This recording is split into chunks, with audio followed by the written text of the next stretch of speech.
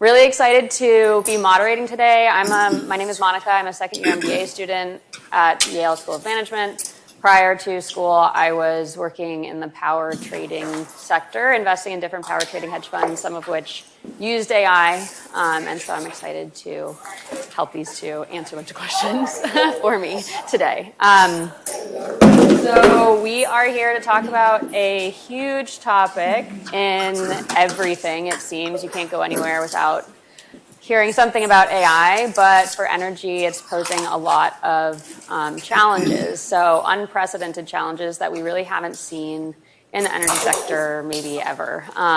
So the DOE, they released a report that said between 2014 and 2023, U.S. electricity usage from data centers increased by around 100 terawatt hours, and their projections for increase by 2028 is around 500 terawatt hours, and they expect it to make up around 10 to 12% of U.S. electricity demand. Goldman Sachs has an estimate for global power demand from data centers to increase by as much as 165% by the end of the decade relative to 2023 levels. People are releasing these forecasts all the time. They all tell different numbers, but the same story of it going up really, really fast. We even have, this is interesting, we even have OpenAI writing directly to the White House about the current state of electricity in the US. This is from a letter from OpenAI last week that says, the US currently leads the world in developing artificial intelligence, but limits on how much electricity the US can generate to power AI development threaten both our ability to seize this once-in-a-century opportunity and our advantage on the most consequential technology since electricity itself. So basically, we need a lot of electricity. We need it really fast. And this power surge is raising questions of national security and economic competition, but also for decarbonization. Electricity is a huge emitter globally, and this increase in energy demand is a challenge for meeting decarbonization targets. But at the same time, AI is also presenting immense opportunity for the grid and for the energy industry. Because of this AI boom, people are talking about this like sleepy system that nobody really used to care about except for like electrical engineers and some energy nerds. So some really powerful people are talking about electricity now, which is great.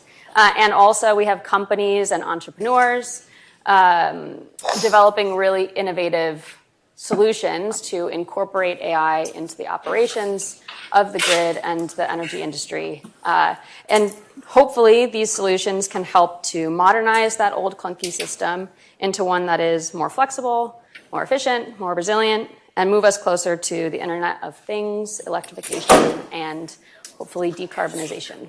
So today, we will try to address this huge question that could probably be like a multi-day conference on its own. But can we create a decarbonized energy system that both supports the expansion of AI and thrives because of that expansion? So I do not have to answer this question. I am joined by two great panelists. Our third panelist, Asaf, unfortunately could not make it today, but we have Marissa Galizia from Voltus. She's the Senior Director of Partnerships, and Jacob Mansfield, the CEO and co-founder of Tierra Climate.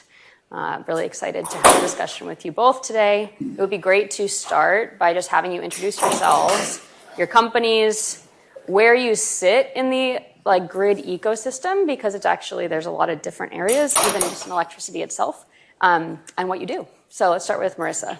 All right. Hi, everyone. I'm Marissa Galizia. I am one of the leaders of the partnerships team at Voltus. At Voltus, we aggregate all kinds of distributed energy resources, primarily behind the meter, things like everything from residential thermostats and batteries and EVs to commercial batteries and big commercial and industrial loads. And we aggregate that capacity and bring it into all 9 of the wholesale markets across North America. In terms of where we're kind of in this ecosystem and in the AI conversation, especially, is one of the resources that we can flex is data centers. And we've also introduced a new concept recently called Bring Your Own Capacity, which basically allows us to go and recruit flexible resources, commercial or industrial, in the area where a data center may want to develop, and use the wholesale markets to create capacity credits, which can then be transferred to the utility. So this allows the data center to get interconnected more quickly, creates that needed capacity for the grid, and also creates additional dollars for the local businesses and consumers in the community. And Voltus has a long history of recruiting demand response assets. It was actually started by some former Enernoc leaders, and we have a team across the country operating in all of those 9 markets doing that today. So excited to dig in more on this with you both. Amazing. And I'm Jacob Mansfield. I'm CEO and co-founder of TR Climate. TR Climate is building basically an operating system for grid-scale energy storage. So when I say batteries, you probably immediately think to Tesla Powerwalls and residential applications, but we're focused on energy storage at the largest format that exists. So think about multi-acre sites with dozens of freight-sized storage containers filled with thousands of lithium-ion cells that charge and discharge the power equivalents of coal plants or gas plants, which is a fast-growing segment of the energy transition as we need more dispatchable forms of energy. But they're really complicated systems to manage. And the area that we're really playing into, which ties into this conversation, is really how do we use energy storage of that format to help large loads manage their exposure and risk to power markets, to provide more resiliency to the grid, and specifically to proactively decarbonize. So one thing that's unique about storage versus things like other forms of thermal generation like coal plants and natural gas plants is that depending on how you use storage, it can either be a net emitter or a net abater. And really what storage does is it doesn't just provide energy and shift it around like on the grid, geographically, but temporally through time. So the ability to shift clean energy when it's in excess to times in which you're relying on fossil fuels can actually proactively decarbonize the grid, and that's something that we're really focused on. Amazing. We will kick it off with a pretty broad question of just what challenges are you currently seeing from AI proliferation? We can talk all day long about like future problems and how bad things get, but like you guys work on the grid every day. You see the dynamic. What are you seeing currently from this AI push? And what does that mean for decarbonization? We can start again with Marissa. Okay.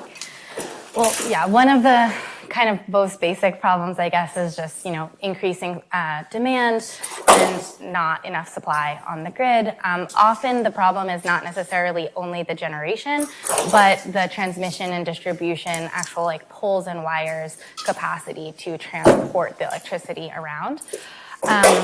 This is kind of across the country becoming a bit of a reliability challenge, but especially we're seeing in PJM and MISO, which is like the mid-Atlantic and Midwestern wholesale markets. Like these markets have cleared at or near the cap in the past couple of years, and that's just driving capacity prices through the roof, and it's really starting to affect homes and businesses.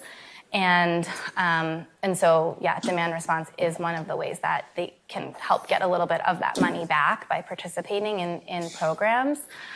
I think another area of challenge is, of course, just like interconnection queues building up. And, even when we have behind the meter storage projects, they're often waiting years to be able to get connected. And then emissions. So, data centers, one of the things about them is they need to have super high uptime and reliability. And so they often use generators today to provide that reliability, and they have to test those generators quite often. And so those things do produce emissions. Often they're using, traditional fossil fueled generators. And so, one of the good things we can talk more about is we are starting to see more movement towards using batteries for that. But I think one of the challenges is that there is also this, thing that they may also start to use more and more generators as we scale data centers. Yeah, I think your initial comments framed the discussion very well. Some things that I've seen is basically over the last 20 years, annual load growth has been less than 1%, so 0.5 to 0.8% annually. In some places in the US, like Texas, it might be 10% annually. In other parts like Virginia, it might be 3 to 4%. It's at a level we haven't seen since World War II. So, and I think from a national security conversation, AI is seen as paramount to us continue to win in the technology arms race, perhaps militarily, with other types of autonomous things. So it's seen as mission critical that we win on AI. And to your point, I guess as OpenAI even mentioned, the bottleneck is really energy. How do we meet that demand and how do we provide enough resources to actually meet the growing demand? But the other thing worth noting too is I think even beyond AI, there's a lot of other load growths that are compounding the problem. Right now, we're going through a process of industrial reshoring, bringing a lot of manufacturing back to the US, which is energy intensive. Electrification, bringing everything that used to be scope 1 emissions, like burning fossil fuels, and electrifying those processes. All these things are going to increase demand, and they're all happening basically at the same time. So the challenge there is what do we do? Do we just build more resources? That seems to be problematic because of capacity issues. I was just at a conference last week for energy storage, and someone was saying the single biggest challenge to building these resources is getting these resources accredited for capacity. And in some markets like Texas and California, there's 72% of all the batteries built in the US. Texas, for instance, has about 12 gigawatts of energy storage. In PJM, which covers the mid-Atlantic region of the United States, it's the largest power market in the United States, there's 300 megawatts of batteries. So we have 12,000 megawatts in Texas and 300 megawatts across 6 or 7 different states. So I think there is regulatory challenges to building those things. Unfortunately, AI may not be able to bust through all of those barriers because I think it has to do with a lot of regulatory and other types of constructs. But I do think that there's, and we'll talk about this a bit more, maybe ways in which AI can help to shortcut those problems, maybe automate certain processes. But at the end of the day, I think the biggest challenge to AI is probably the human element. And how do we navigate building out this system when humans are involved that are slowing things down? That's an interesting way to take the conversation. I think a lot of people talk about just this load growth problem, but it goes so much more beyond just we have more electricity demand. It is really a bigger question and involves a lot more variables than just the machines themselves, right?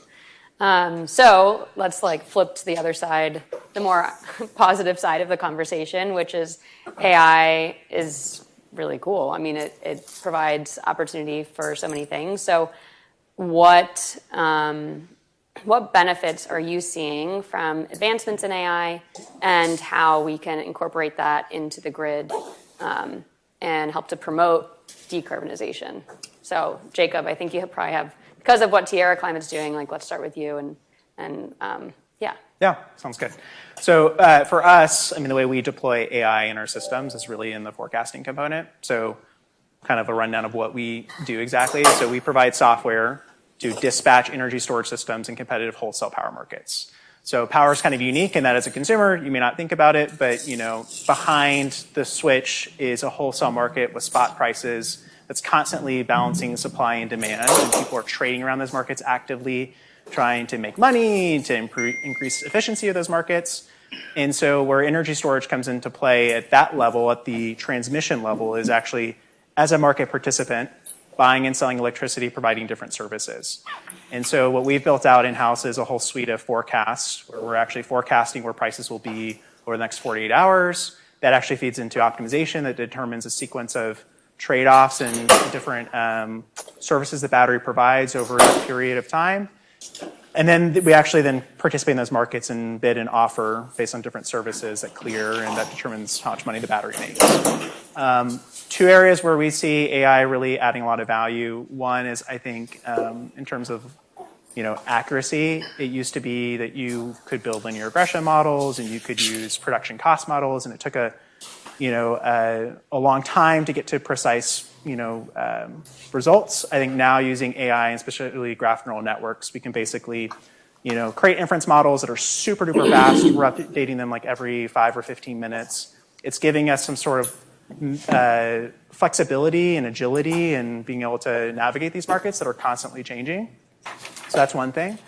I think the second thing that's really unique is, in one area where we're kind of pushing the envelope even further, is right now decarbonization is not valued by definitely wholesale markets, and you question whether or not it's even valued by society right now in the United States. But the point is that that is a positive externality, that if a battery could actually charge and discharge at certain points in time, it could actually reduce emissions on the system broadly. And so what we do is we also use AI to actually forecast emissions. So we forecast and predict what resources will be on the margin, whether it's a coal plant or a gas plant or a wind farm or solar farm, and actually try to overlay not just buying energy when it's cheap and selling it when it's expensive, but charging up with clean energy and discharging when the grid is mostly emissive and lowering emissions and displacing and kicking out coal plants and gas plants out of the power stack. Before I go to Marissa, I just want to double click on this whole concept of I think sometimes when we talk about storage, we especially, maybe if it's co-located, it's easier to talk about it being charged with renewable stuff, but I think storage is oftentimes built into the clean energy transition and just oh yeah, it can be clean, but you guys have done a lot of research and promotion of the fact that it depends on how you use the asset, right? And do you want to just give a very basic example of how some companies run their batteries today in a different way from Tierra, and just what that means? Yeah, so I think you're totally right. I think a lot of people assume in fiat the environmental benefits of storage.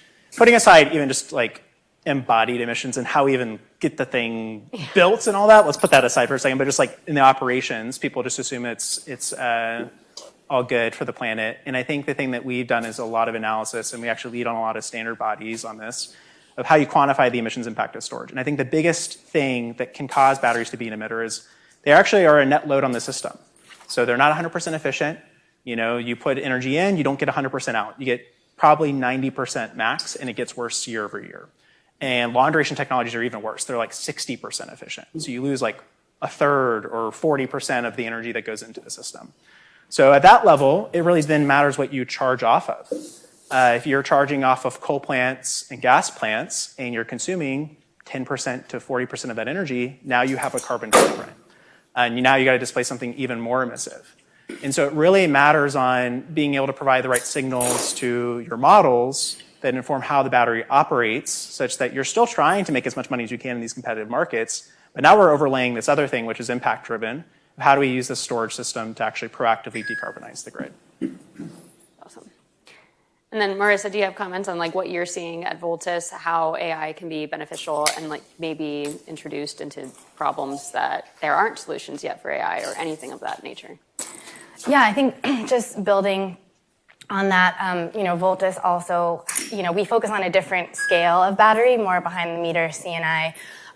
But we do have, similarly AI models in our battery optimization engines that are, predicting when the best times for the battery to charge up and discharge are based on, when the most valuable times in the markets are going to be and when the, most economic times to charge and discharge are going to be and all of that.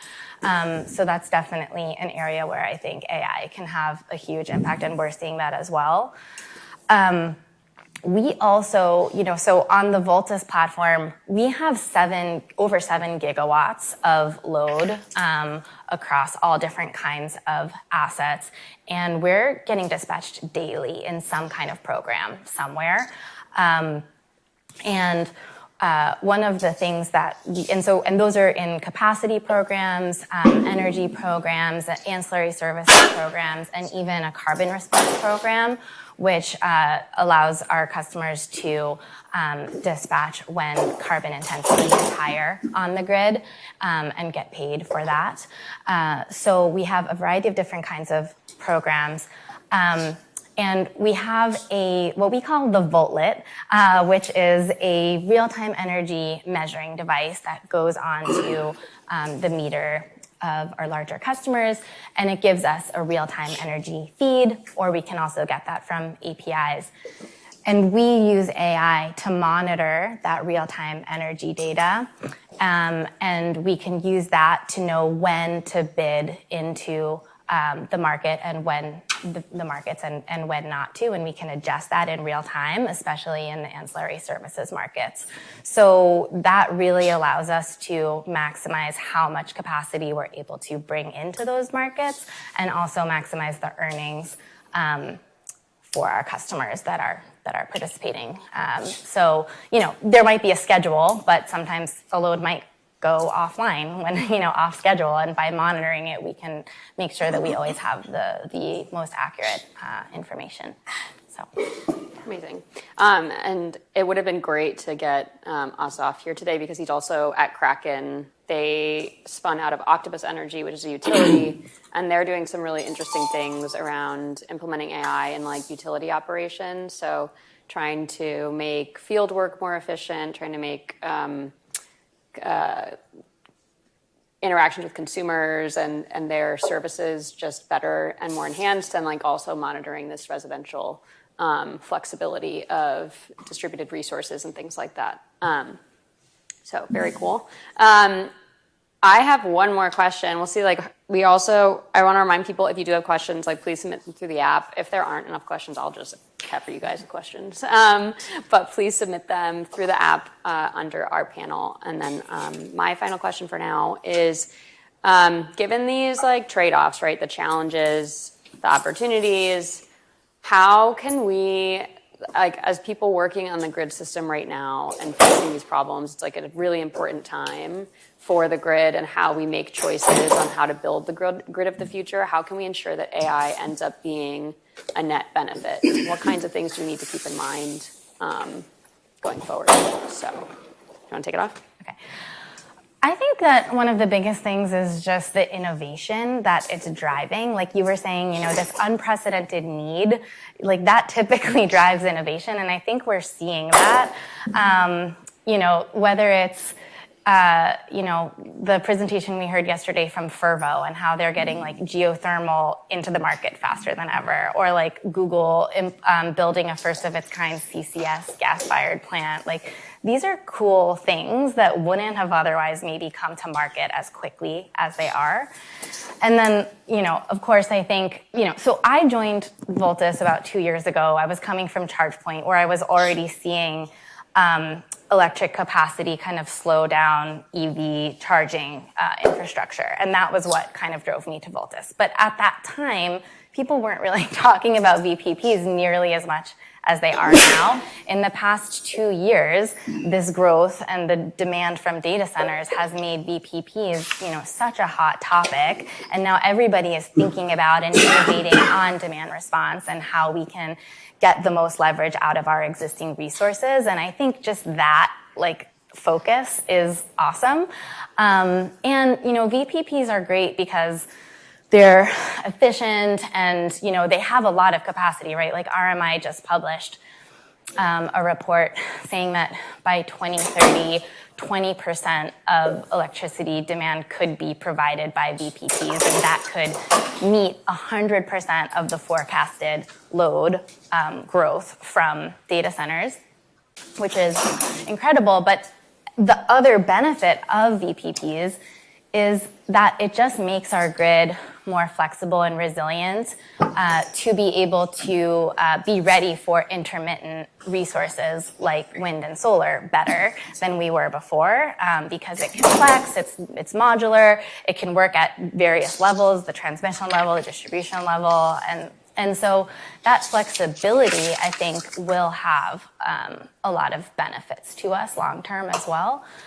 And so, I think it's really about, the technological innovation and also the business structure innovation and partnerships that this need is creating. So, again, coming back to this BYOC, bring your own capacity concept that Voltus has been talking a lot about recently, it's not necessarily new in the sense of demand response has been happening forever, but it is a new structure for contracts. That hasn't really happened before, and that kind of innovation is really helpful.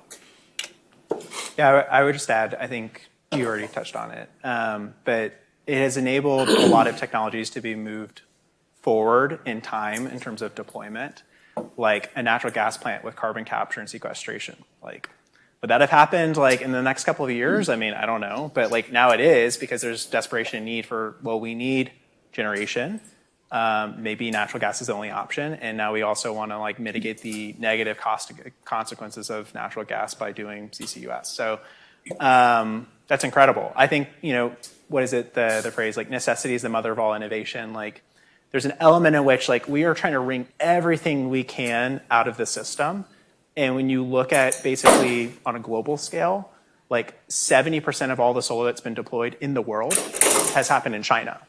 We can't beat them in terms of transmission lines and building generation. There's a lot of challenges and impediments to moving at the speed and the scale that other countries can. So we really need to resort to other methods and mechanisms where we already do have a pretty robust, mature, and aging system, but how do we get the most out of it? And that's where I think software is going to play a really, really big role. So obviously I'm a software guy on the software side, so there might be people who say, well, the big solution is let's build more hardware, let's get the best and greatest new battery chemistry technology, and maybe that will be the case. But I think in the short term, it's just really leaving no stone unturned. For storage, I think it's interesting because front of the meter has had it's already been riding a huge wave. 4 years ago, there's probably less than a gigawatt of energy storage in the grid. Now there's probably around 30 gigawatts of storage, so it's grown pretty massively. But still, probably the biggest source of storage, which has not yet been tapped into, is V2G with electric vehicles. There's about 40 gigawatts of EVs driving around the United States, that if they could be tapped into for flexibility, that would be a huge resource. So I think that's the way in which AI will be really helpful. And then the last thing I'll quickly say is, I think we're in a phase where we've already been riding the wave of cost declines on wind and solar. And while wind and solar is great for a lot of reasons, the biggest challenge is it's intermittent. So you don't really know entirely when you're going to get that resource. It's predicated on solar intensity. But what if there's like a partly cloudy day, or cloud, overcast gets over your solar panel, your production drops immediately. So I think that the ability to use AI to predict that intermittency will be a big component, which I think you were discussing too, of how do you flange up and kind of dovetail all these resources, predicting the intermittent things that are moving around constantly, and then shoring them up with other resources that can be dispatchable, whether they're front of the meter, like utility scale storage, behind the meter, like batteries, EV chargers, et cetera, to kind of keep everything copacetic. Yeah, I think I 100% agree. It's creating this like inherent need. And if you went to conferences just a couple years ago, where people would like talk about like the energy system, the way the grid was built out, it was like this slow demand growth, and we need more power. We have a demand forecast. Like, let's just build some more plants, and we'll plan 5 years out and stuff. And there were some really creative people being like, oh, but you could flex the demand side. You could do all these little things. And now it's forcing us to really start implementing those solutions, because we need to squeeze out everything we can from the system we have. And like you mentioned this before the panel, but like, we could keep going with the status quo of just like build, but that's probably unrealistic, right? And utilizing all components of flexibility and like tapping into every inefficiency that we can to maximize what we have. AI is essential for that and needed. Like, humans can't do that with just their brains and flipping switches in a room. It's just too complicated of a problem. So wonderful. Yeah. If I could also add, I mean, the reality is, if you wanted to build a gas plant because you say, I need dispatchable energy, you got to wait till 2030 to get a gas turbine. You've got to have sited the land, gone through all the NIMBYism of the local community, getting them on board with you building that gas plant. You got to build all the gas pipelines and all the systems, plus the transmission and the substations to deliver it. It's a long process. And a lot of the interconnection queue and pipeline has already been kind of cited and developed for renewables. And I think it's just a matter of how do we kind of elevate that. It's hard right now given like the macro environment and some of the political backdrop, but I mean, it is still, a low-cost energy resource, and how do we tie that in and integrate it and metabolize it in a system where the demand's increasing? Absolutely. And there are so many other areas of inefficiency too, not even just on grid balancing and stuff, but like you were saying, with like permitting and very manual processes that AI still, I'm waiting to see some exciting innovation there. So one other area of innovation I just want to touch on quickly is building controls. And that's another area where it's like AI is really helping with building controls. And you triggered it because you were talking about like it's not this manual process anymore. And I think, historically, demand response has been and, still is in some cases a manual process, but there's more and more automation and integrating with building control systems, which are also using AI to efficiently be seeing like what's happening in the building and making decisions about how best to flex a building load is also a really interesting area where AI is helping drive efficiencies. yeah, absolutely. It's always hilarious seeing people like talk about electricity problems, and then you walk down the streets of New York City in the middle of the summertime, and people are blasting AC with their doors open. And it's like there's a lot of things we could do to just increase the efficiency at the building level and stuff like that. Yeah. All right, I'm going to open it up to questions. Let's see what we have here. Some recent polling suggests that communities do not want to host data centers. Wind and solar have had local permitting challenges, and per recent polls, data centers are even more unpopular than those technologies. How do you think the industry should approach local siting given this context? This might be tricky since neither of you build data centers, but feel free to take a stab. I can kick it off, I guess. Yeah, full transparency. I mean, we deal with data centers, but we are not a data center company. I think that right now, a lot of people are rushing to build data centers. I've had people hit me up that are in commercial real estate, that build warehouses, that are like, we want to get into the data center game. And I'm like, well, it's pretty tough. I think there are a lot of considerations to siting, largest of which is probably being transmission and deliverability of power. But I do think community, relations is really important. I think it really comes down to, and we're hearing more of like data centers looking at different ways to, appeal to communities, whether it means through co-benefits like jobs, through programs like directly serving those communities in which they work in. Even in some cases, even providing subsidies, saying like, we're going to subsidize the electricity rate for these communities in which we're building a data center because all of this negative press about electricity prices going up. So I think there's a lot of different levers that people are trying to pull on to just kind of ingratiate themselves to these communities. But it goes back to the human element, where we can only move as fast as the humans that are involved in the process. And that is unfortunately, / fortunately, I think, we have laws and we respect communities. So I think that is a good thing, but that can be an impediment to growing at all costs. Yeah, I guess I would just add, on the basic level, I think pricing of electricity just is such a big factor there. And for us in terms of how much support we can give, there's areas where it's easier for us to help create that accredited capacity in markets that have those kinds of programs already through the wholesale markets. So that's, why a lot of our early focus has been on PJM and MISO with that. But there's, other reasons and so many variables to consider other areas. So, yeah. If I can add one more thing that just popped in my mind. So when we started our company, a lot of conversations that we had with large corporates was around additionality, which is a core principle within sustainability of, you have a status quo, and now we're going to do something to deviate from the status quo, and hopefully that makes the planet better than it would have been in a counterfactual. We're now having conversations with people about additionality stories from a reliability perspective.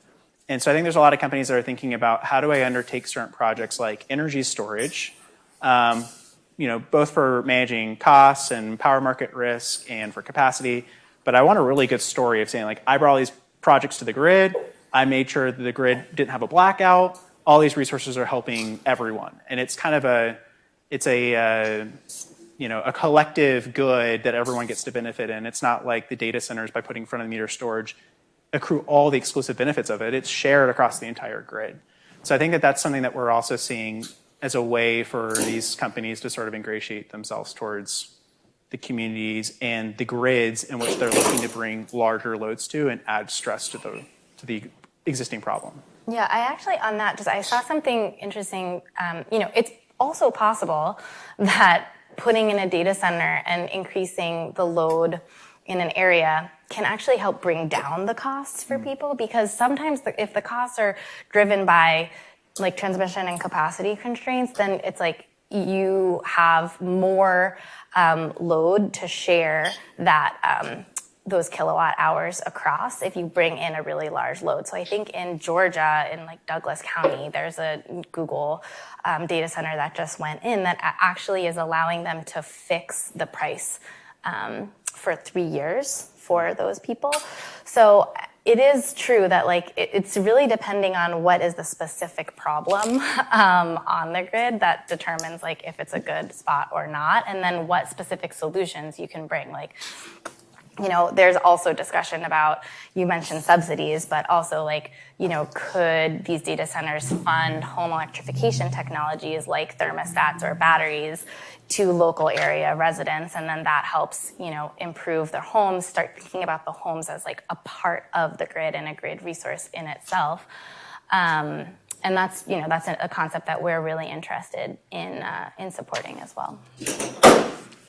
This one might be interesting for, based on something you said about the data center developers. A lot of them, they have generators, they have to run them all the time. So how can we encourage data center developers to really utilize renewable sources of energy, given that they are intermittent? Do we need to be doing extra things? Is that drive already there?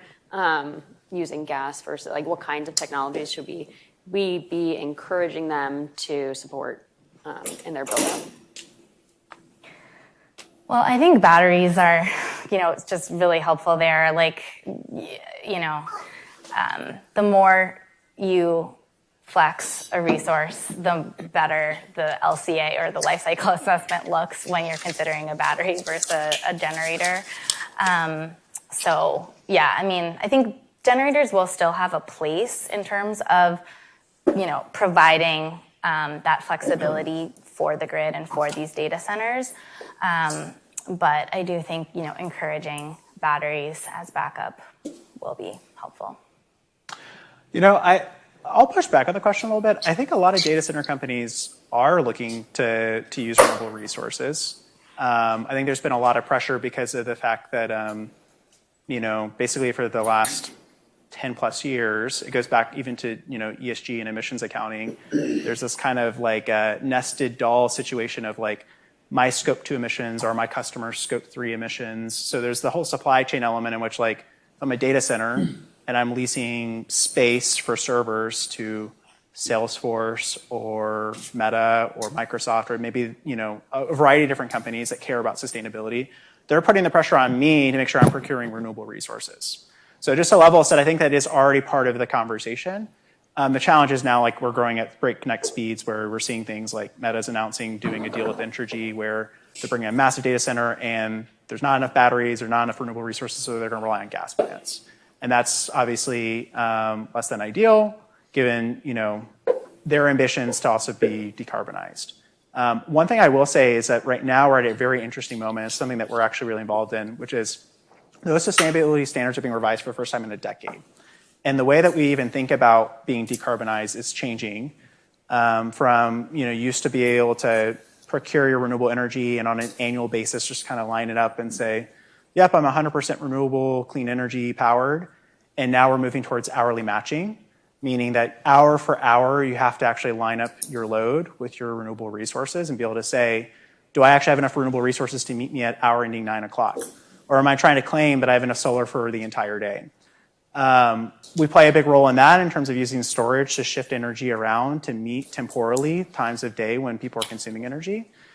And then there's also another approach that's in discussion, which is kind of more abstracted out, which is just using emissions rates and saying, well, I don't really care about time of day. I just care about the amount of tons of CO2 in the air. And I want to take climate actions with different resources that just match the equivalent of what I otherwise would add into the grid. So I think there's a lot of nuanced conversations around this. Can't obviously go fully deep into it. But I think there are a lot of thoughtful partners in the data center space that are trying to do both. And it's a very difficult job of maintaining their sustainability targets while meanwhile still growing the loads within their business. Sustainability folks are not in the position to tell the business folks, hey, stop slowing down your data center growth. That's inevitable, and they've got to work around how to meet the rising demands of their organization. Definitely.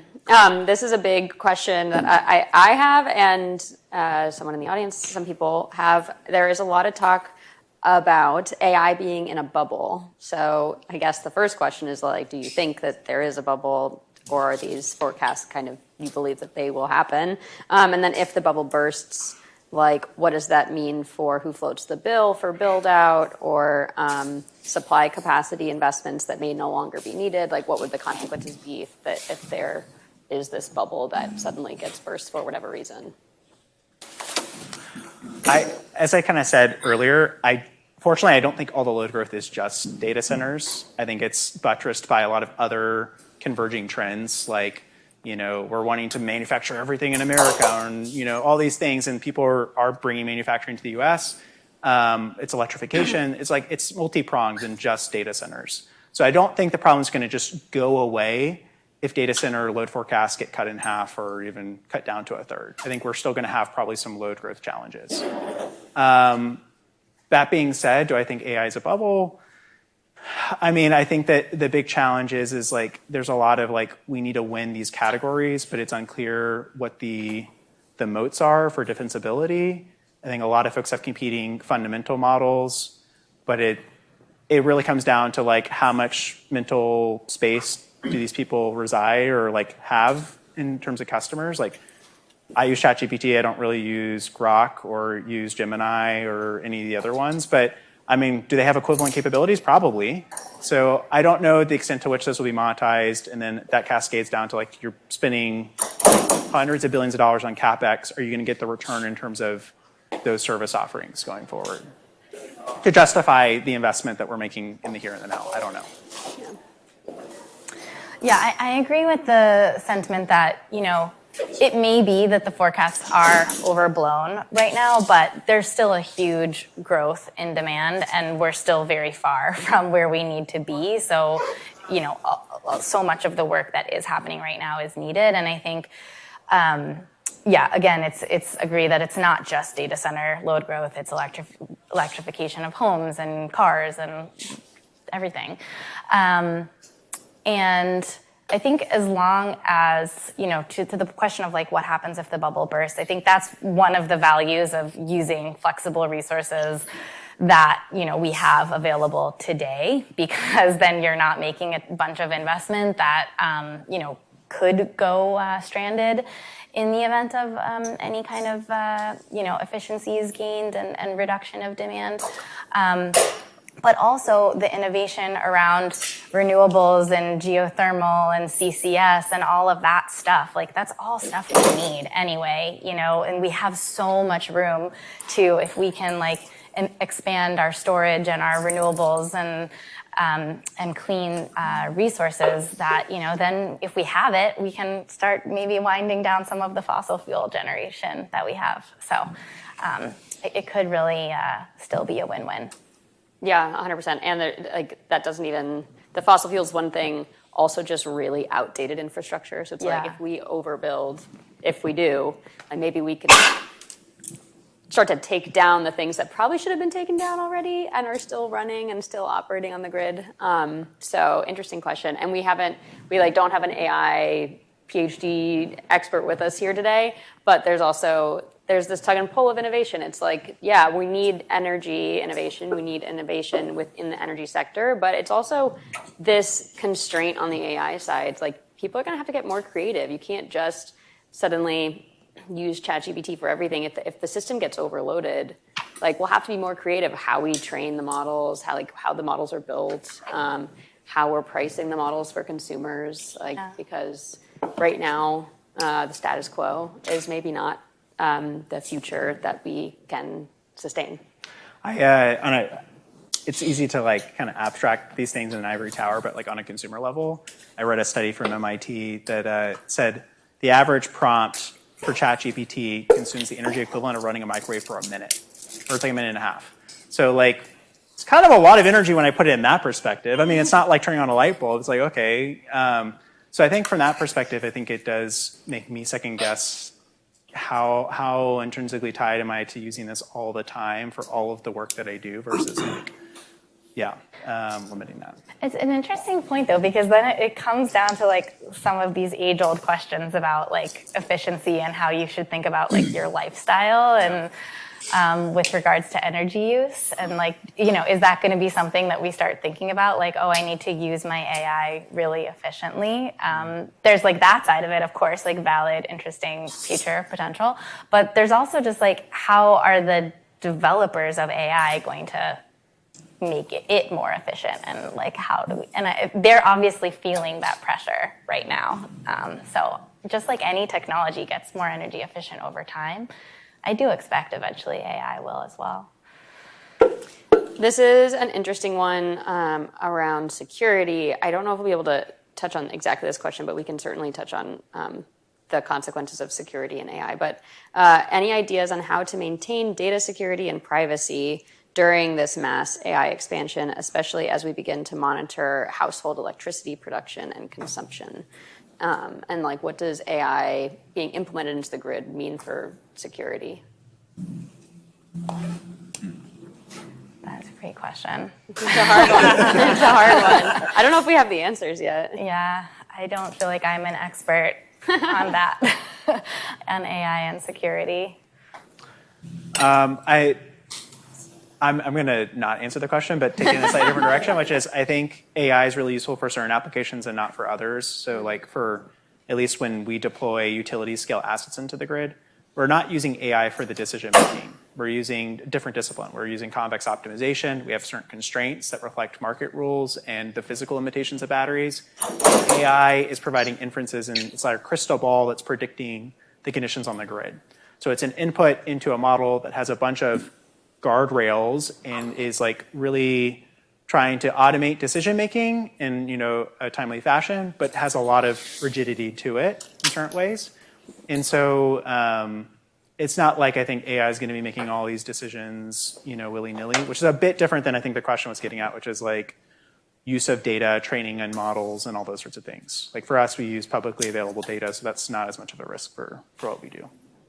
You brought up something really important, though, and interesting. I think having worked in the space, it seems a little bit obvious that AI does have limitations. But for people maybe listening to the audience have never thought about the intersection of AI and energy, you're oh, AI can solve all these problems, and that's fantastic. But there are definitely physical limitations. So what are some of those limitations? How far can AI go? What is it good for, not good for? That kind of stuff.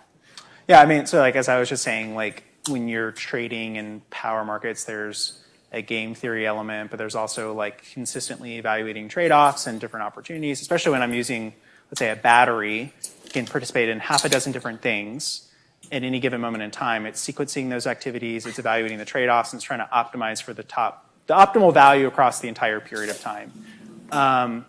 AI isn't really well suited to do all of that decision making.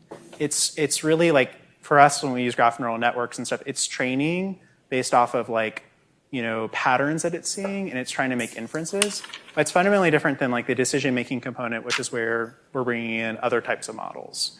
So it's really, again, kind of it's seen this pattern 100 times in a training set. It's predicting this thing's going to happen. Great. We think that that's what the conditions will be and how things will play out, and then we're going to operate accordingly in that manner. So that's where it starts and kind of ends for us. Any thoughts? I don't think I have anything to add on that one.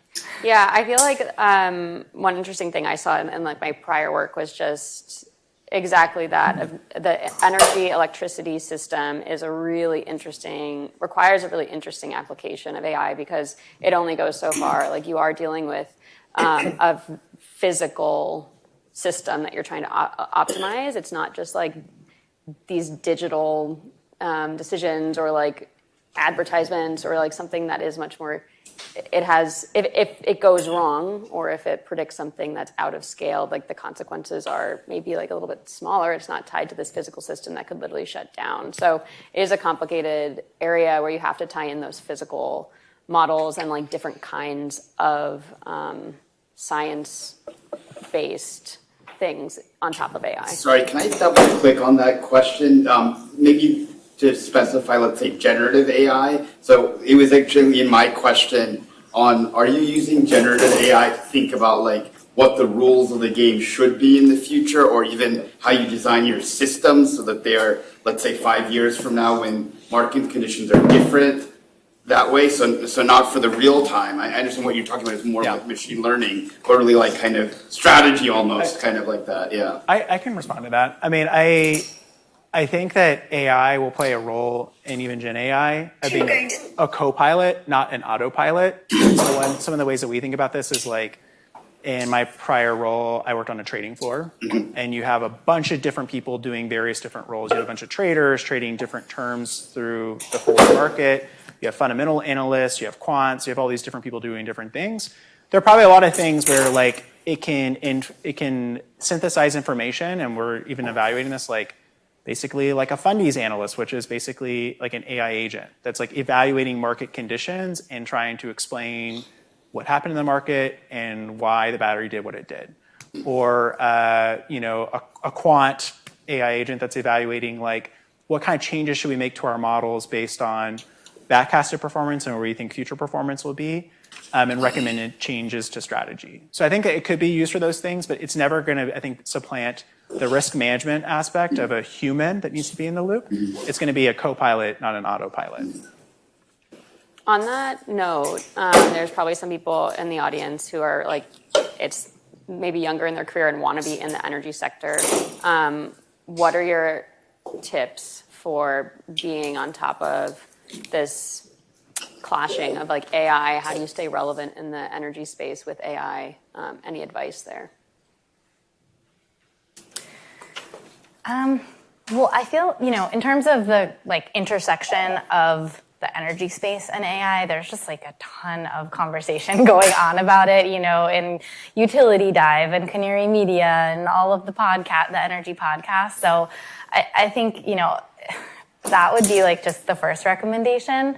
In terms of AI, like more on the technical side, I'm sure you're better to speak to that than me.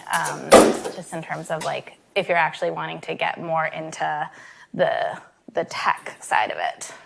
Yeah, I know we have a lot of people even from like the Yale College and stuff here, and I am the least technical person on my team. So I do want to be a little bit self-deprecating there, but I think that in the energy ecosystem broadly, there's a lot of entry points for folks to get in. There's a lot of concern around like AI is pulling up the drawbridge and making it harder for people to break into certain industries and certain roles. I think energy, and unfortunately, it's still a pretty archaic industry. So there's some uptake in certain places and startups and stuff, but I think broadly speaking, there's plenty of roles and opportunities to get in. For me, I found that it wasn't until I worked in the industry that I was really drinking from the fire hose and learned a ton. We're talking about things around things like capacity markets and wholesale power markets and transmission versus distribution. And we're kind of doing it just kind of like it's the back of our hand. But for folks who aren't, well versed in that space, might be harder to pull up like a Brattle Group report explaining how wholesale power markets work, or reading and just getting that from Canary Media or Heat Map or David Roberts Volt's podcast or whatever. So I think there's no substitute for just doing it and being in the space, which may sound easier said than done, but I think there's a lot of entry points to break into that space and just get your feet wet and start learning. Actually, just adding to that, I think an interesting application of AI is just how it helps you learn faster. Yeah. So, I'm also relatively new. I'm 2 years into my wholesale markets and VPP career. And so I find myself like using AI to just search for, questions that I want to learn more about. And then it synthesizes for you a lot of different sources. And so it does kind of help you learn quickly when you use it as a tool for that. Yeah, we've used it also anecdotally in terms of like A lot of what we do gets into nodal protocols, which is like all these multi-100-page documents of all these rules and things. And it's like, I mean, like, we're a small startup. Like, we don't have like a full-time person dedicated to that. So you just throw it in ChatGPT and then you set up a bot and you just basically you can ask it different questions and it's synthesizing all the information. Just tell me like directly reference things. I don't want hallucinations. And it does a pretty good job. So there are different ways too in which, yeah, I think to enhance your productivity, you can use it, you know, because there's tons and tons of information, like more than you really need. And like, unless you're an electrical engineer and you focus on power systems and how they work, like for me, I was like an econ major. So like getting into these markets, understanding how they work, I do think AI perhaps lowers the barrier to entry from a learning perspective. Yeah. Yeah, and you can figure out more quickly too, like what is interesting and what's not interesting, right? Like you can listen to a podcast, you're like, that seems really interesting, and you start Googling stuff, you start like reading the ChatGPTs, clicking on the sources, and you're like, actually, I'm falling asleep, so maybe this is not the one niche area I want to be in, and I want to do something else in energy and AI. We have one last question, and it's pretty basic. Are you an AI optimist in terms of energy? Much a slower response than I expected. Yes. I hesitate because I do think it makes the issue immense. I remember when I was in business school, thinking about starting a company, I reached out to, actually got connected through a professor to the chief sustainability officer of one of the tech giants, I won't say which one, and he said that when he started in his job, they set a net zero target, the next year they hit it. And then they started going from building data centers every few months to every month to now basically expanding or adding data center capacity every single week. And he got so far with their ski tips, he said, we're fucked. And he was like, this is terrible. Part of my French. And I think that is a serious reality that people are coming to grips with is like the growth is enormous and immense. And I think that is really challenging. But I'm hopeful that human innovation will help to solve that problem and, again, wring everything we can out of the sponge such that we don't have to resort to building all the stuff that maybe doesn't get used or all those sorts of things.